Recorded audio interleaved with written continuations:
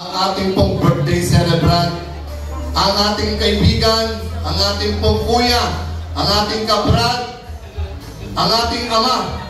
Pasalubungan po natin ng palakpakan ng malakas ang ating susunod na senador, number 31 sa balota, Senator Gringo Honasan.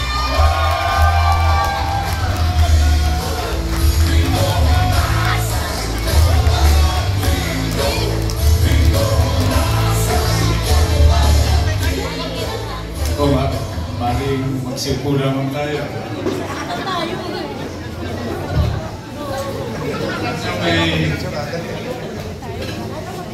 Bago ko ibahagi sa inyo yung aking mensahe, no? May biro kami nun ni Senator Robin nung huling kampanya, yung presidential campaign. Lagi kami nagreklamo kapag ang sinundan namin magsalita sa entablado, si Senator Robin. Hindi pa nagsasalita, nagtitilian na yung, sino mo, 50,000 mga tao. No? Of course, karamihan doon kababayan.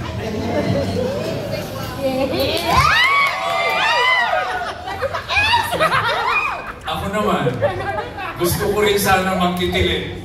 Pero pinigil ko, baka mahalata ako eh.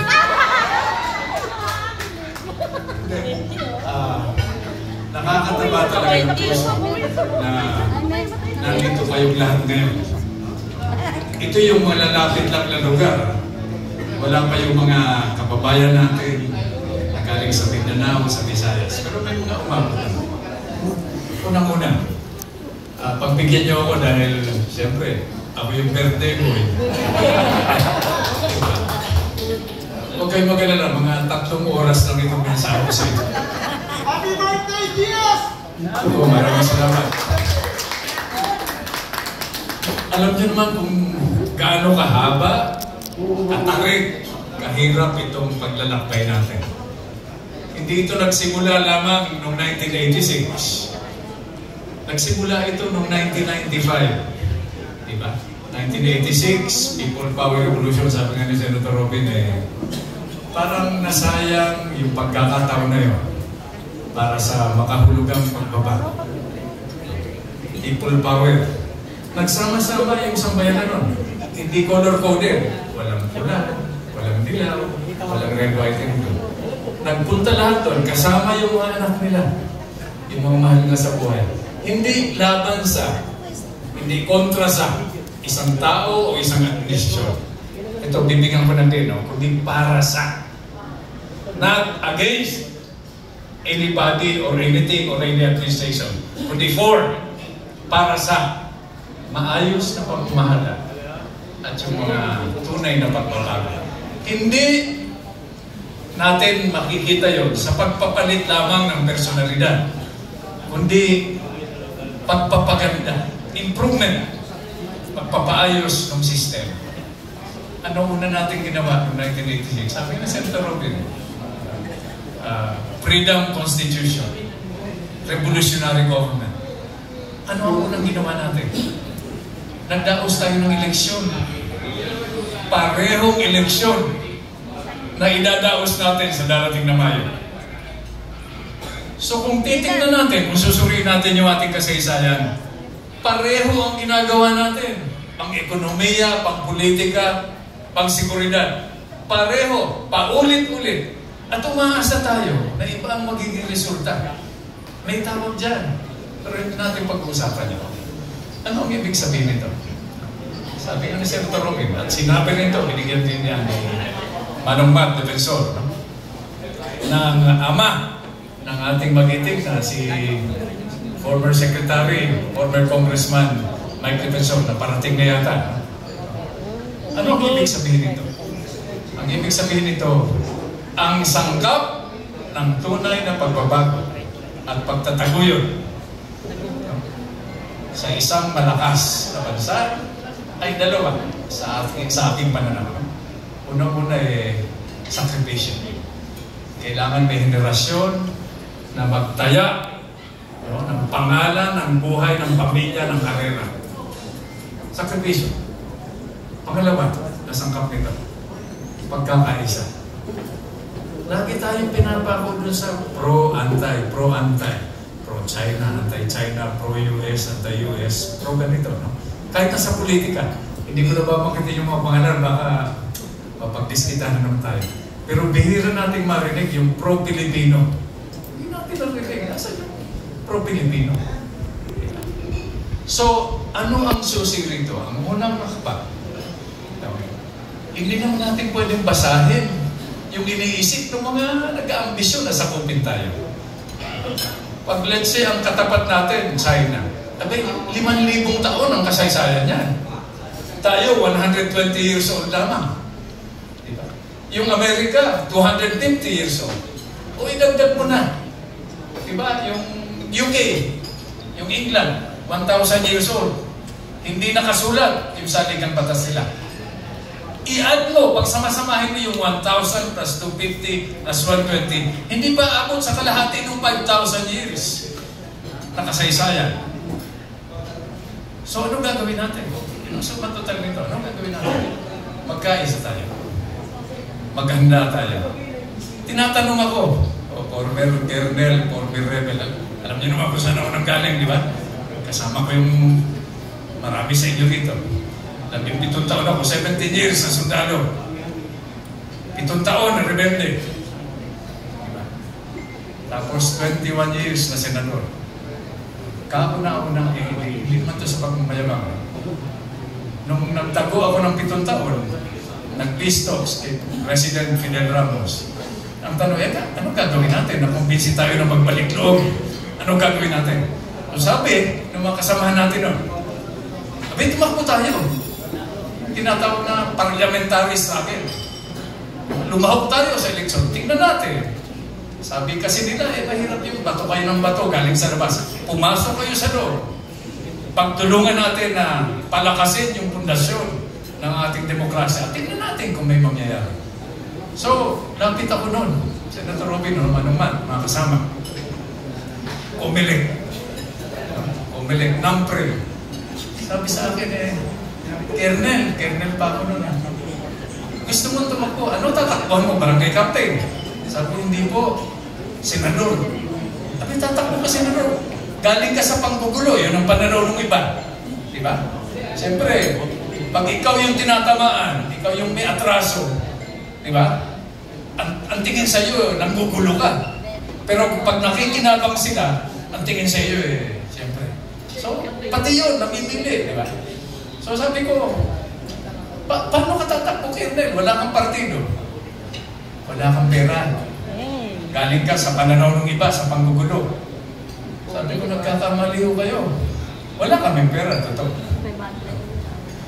Wala kaming partido. Dahil ang partido namin, kayo, yung taong bahay.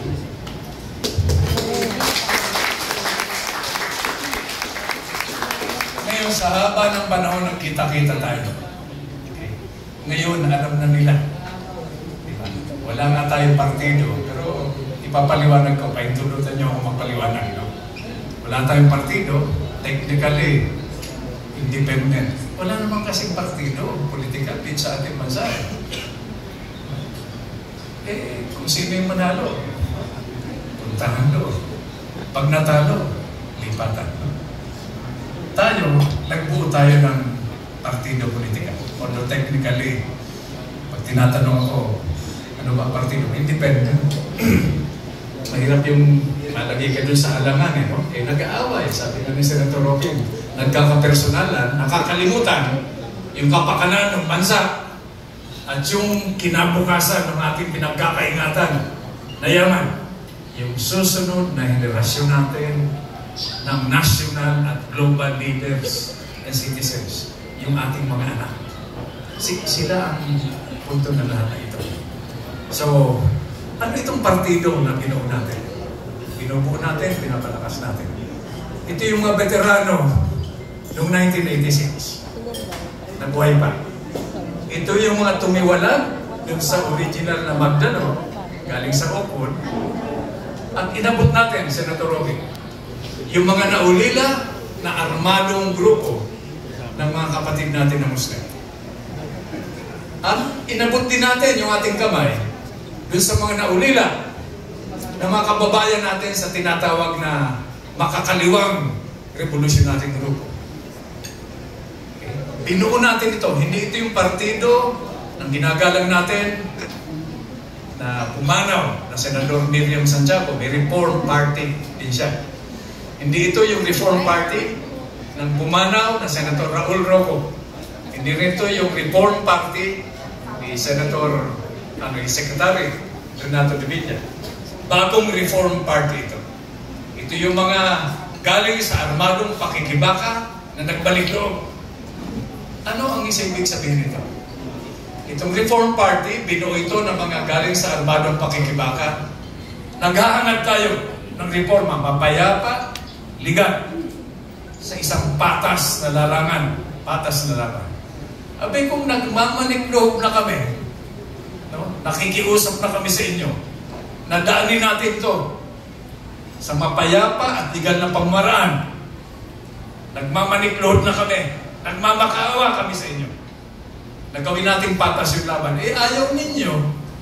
Sabi kami yung pinakamadaling kausap.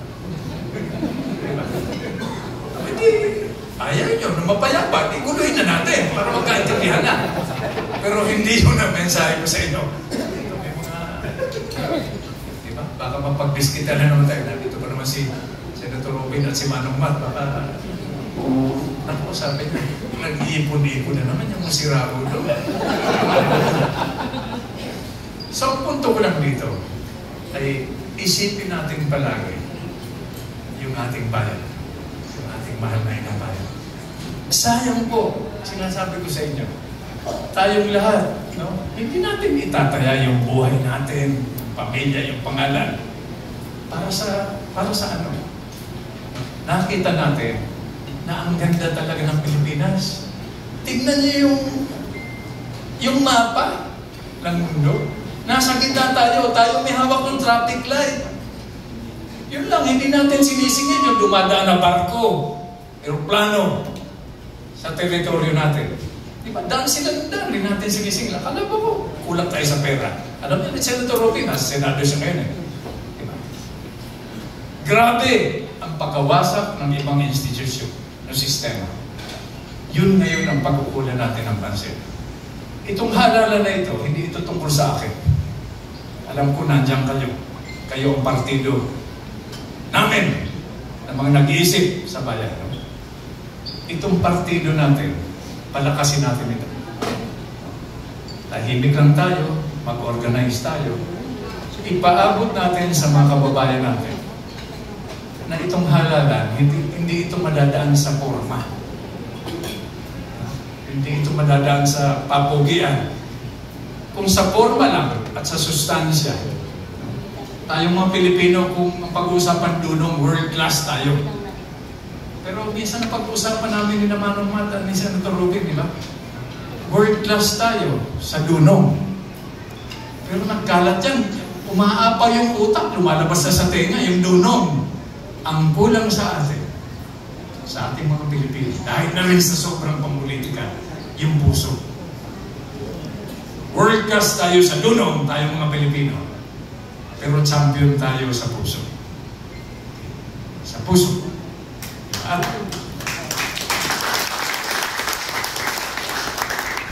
yung mga nagtatangka sa atin, tinatanong ko, Senador, former Senator, former Rebel, former Colonel, former Secretary, meron ba ang Pilipinas na hukbo? That's the Philippines 7 Army para sagupain yung mga nagtatangka sa atin. Ang sagot ko, wala po eh. Ang Pilipinas walang hukbo. Dahil ang Pilipinas ay isang hukbo.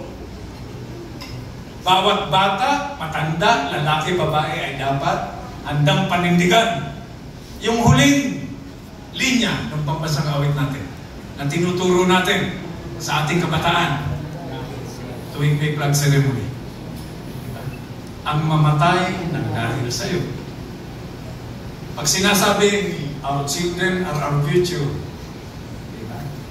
Yung ating kabataan, ang ating kinabukasan, medyo hindi ako agree ron eh. Our children are their own future. Lalo sa edad namin ni Manong Mat. No? Pag picture na nila, baka ang address ko Memorial Park. Ang magagawa lang natin tayong mga nauna na henerasyon, ay ipakita dito sa ating kabataan, sa pamamagitan ng buhay na halimbawa, kung paano maging matatak, kung paano magmahal sa bayan, kung paano maging disiplinado, at kung paano magkaisa. Mga Pilipino tayo, may Eagles, may Guardians, may politiko, hindi, may Bisaya, may Ilocano, may Bicolano. Pero sa dulo nito, lahat tayo ay Pilipino. Huwag natin kalimutan yan. At siguro, mga minamahal kong kasama, ito ang ibig kong ibahagi sa inyo ngayon. 77, kami ni Manong Mat, pasensya na Manong Mat, lagi kita dinadamay.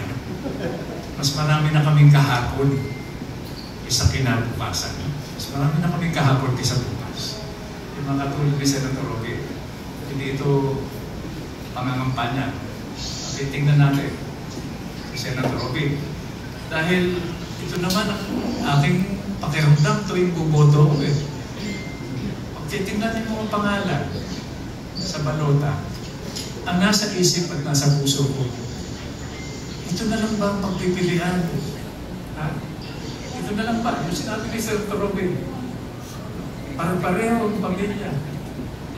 Okay lang sa akin, di ba? Kasi matter of principle, kung tatanungin ako, laban ka ba sa dynasty o hindi? Tutol ako sa dynasty. Yun lang. Wala pang implementing law.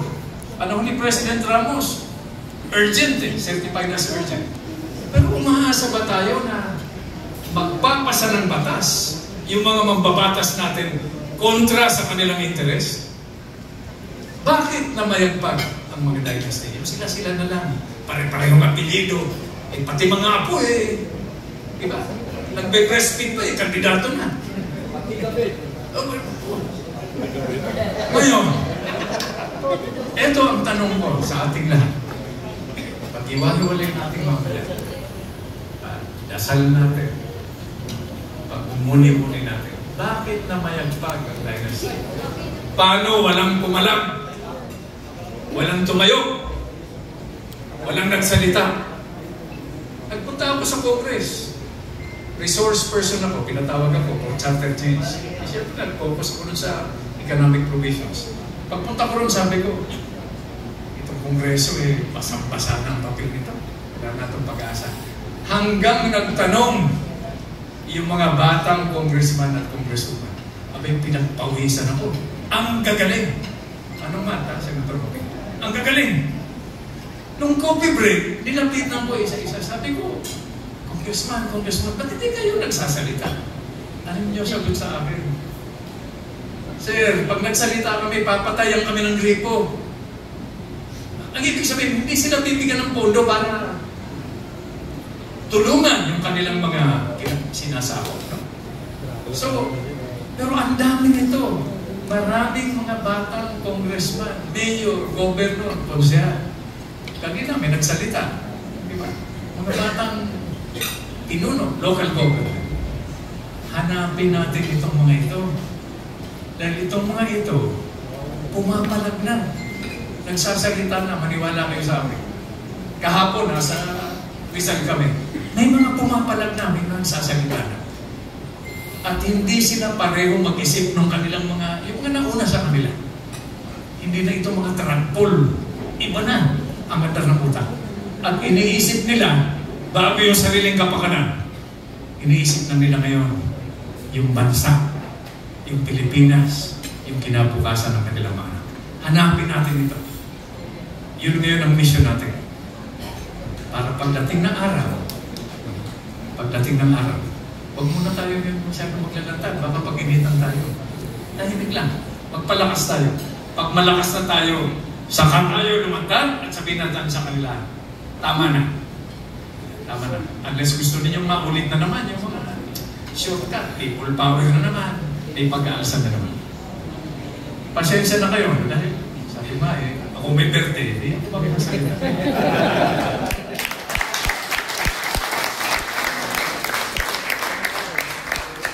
ang singilan, ang kasama ko dyan. Ang problema tuwing people power, tuwing eleksyon, tuwing iluluklok na natin yung mga pinili nating leader. Nag-uuwian tayo. Pinaubayan natin sa kanila. Wag muna tayo uuwi. Diba?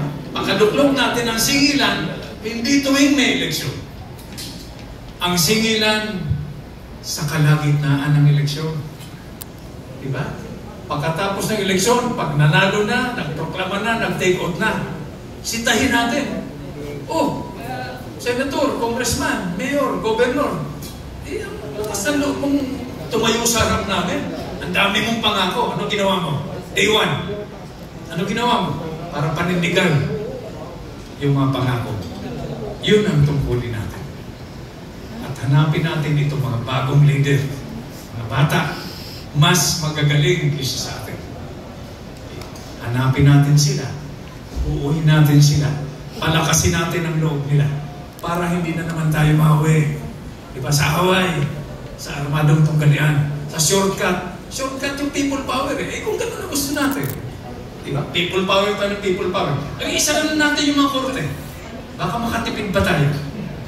Tuwing may issue, may didesisyonan, mag-ipon-ipon tayo sa MOA o sa Luneta. Taasan ang kamay. Sino pabor, taas ang kamay. Sino kontra, taas ang kamay. Eh di yung mas marami. Yun ang mananalo. Baka makatipid pa tayo. Pero yung ba ang gusto natin? Kung yun ang gusto natin, di magsabita tayo. Pero habang may puwang yung legal at mapayapang umarang, ito na tayo. Hindi makakatulong sa atin yung kaguluhan. Madaling manggulo. Yun ang pinakamadaling gawin. Yung manggulo. Paglabas natin dito, gusto niyo, diguluhin na natin.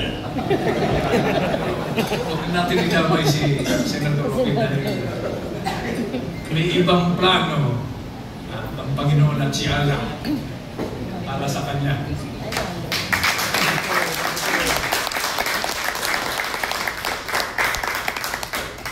Senator Robin, hindi ko ito sinasabi dahil lumaloy siya dito sa birthday natin. No? Sinasabi ko ito dahil kung titingnan natin, laging nilalait. Pag nilalait si Senator Robin, tuwa ako. Ano bakit?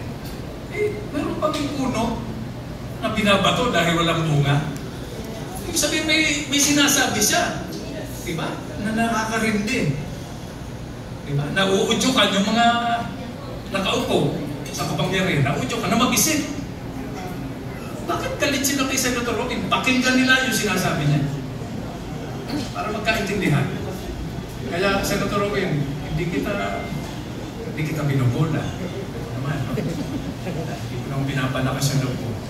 Pero pag tinatanong ka, oh, Senator Robin, ano ba plano mo? Wala sa kamay mo yan. Sinasabi ko sa'yo. Wala sa kamay mo yan. Nasa kamayan nakatataas sa atin ni Allah ng ating Panginoon. Kaya, relax ka na. Maghanap pa tayo. Goberno tayo rito. Pero hindi ko na isa-isa. Baka hindi pa simula ng official campaign period, di ba? Sabihin, ang aga natin na kampanya, baka ma-disqualify pa yung mga kandidato natin. Hanapin natin yung mga katulad, mag-isip at may puso ni Senator Robin. Hanapin natin yung ipinakita ng mga katulad ni Manong Matt Defensor.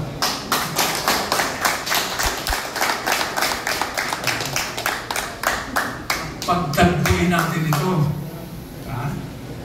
I-introduce natin para buo tayo. Magkaintindihan na. Hindi pinag-usapan dito mga personalidad. Ang pinag-usapan dito, ano ang plano natin? Tayo, Eagles, Guardians, Senador, Governor, ano ang plano natin para sa buhay at kinabukasan ng sambayan ng Pilipinas? Eh, medyo napapatagal na yung speech ko, kaya siguro tatapusin ko na. Ang hiling ko lang sa inyo, kung paulangan ninyo ako at tatanungin nyo ano ang birthday wish ko. Nandito kanina yung mga anak ko.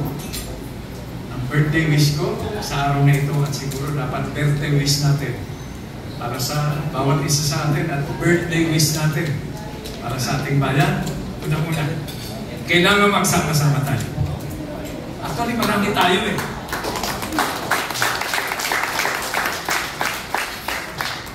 Totoo, Ilocano tayo, Eagles, Guardians. Diba? Yung Guardians, sasabihin ko na, yung Guardians, sabi pag walang pabigat na kalaban, sabi nag-aaway-aaway. Diba?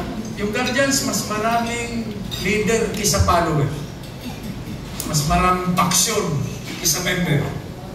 Pero pag naintindihan nila na may kausa na mas mabigat, kinabukasan ng ating mga anak, at yung kapakanan ng ating bansa, nag-unite siya. Gawin natin permanente dahil hindi normal ang sitwasyon ngayon. Hindi normal. Okay. So ang panawagan ng aking panalangin, hindi lamang sa araw na ito, sa mga darating na araw, tawon na panahon. Under one flag, sa ilalim ng isang bandila. Under one flag. One people. Isang nagkakaisang mamamayang Pilipino. One nation, isang bansa. Together. Together. Ako, maniwala kayo sa akin. Sabi ni Senator Robin, kung matapat tayo. Matindi yan. Madali tayong masasako. Man-neutralize. Together. Patuloy tayong mangarap. Isang mangarap. Para naman hindi kapos, mangarap tayo, pero manampalataya tayo. Magdasal tayo. At para hindi naman nakakahiya sa ating Panginoon, sabihin siguro ng Panginoon, alay, pangarap kayo ng pangarap, dasal kayo ng dasal, wala naman kayo ginagawa. So magkakasama, together, mangarap tayo, magdasal tayo, at magsikap tayo. Magsikap tayo. Dream hard, pray hard, and work hard. Happy birthday! Maraming salamat po rin. Palakpakan po natin. Number 31 sa balota, Gringo! Unasan! Yan mga kapatid, ang ating pong simula ngayon at ipagpatuloy, lalong-lalo na yung mga marites dyan, marites nyo na, ang ating Senator Gringo Honasan. Ito't nalalapit na ilang araw na lang. Sa muli po, ayan, umasa kayo ang buong suporta ng ating pong mga kababayan para po kay Senator Gringo Honasan.